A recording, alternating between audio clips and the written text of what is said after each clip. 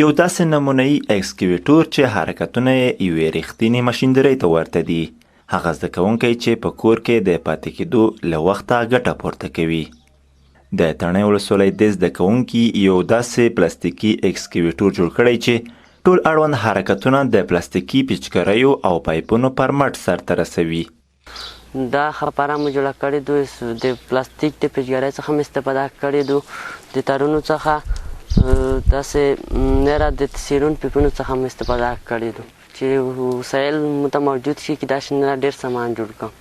د خدمت الله خبره دا یوازې یوه لومړنۍ طرحه ده. که امکانات په واک کې ورکړل شي کولی شي چې یو لوی اکسکیویټور جوړ او ان په عملي ژوند کې به ترې استفاده کیدلی شي.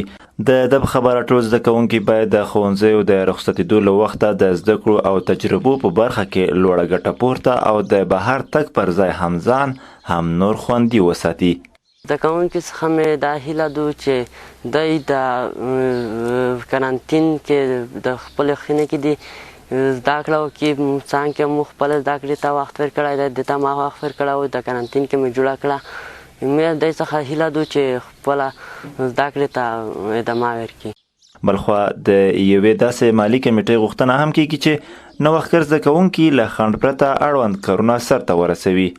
په افغانستان کې موږ ښه کدرونه لرو، ښه فکرونه لرو، خو بدبختانه چې د دغې فکرونو دغې تمویل لپاره، د دې فکرونو د رشد د پرمختګ لپاره موږ مالي ستونزې لرو.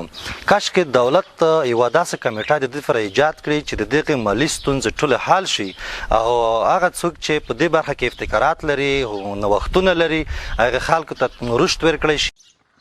د هیواد په لر او بر کې د خدمت الله په څېر ګڼ داسې زده کوونکي شته چې په بېلابېلو برخو کې نوښتونه رامنځته کولی شي، خو د امکاناتو نشتوالی هغه څه بلل کیږي چې د دوی نوښتونو او ابتکاراتو مخه یې ډب کړې ده. خو د یوې داسې مالي کمیټې جوړول چې د زده کوونکو غوښتنو ته مثبت ځواب ووایي هغه پوښتنه وي چې ځواب به یې ښایي ډېر وخت ته اړتیا ولري.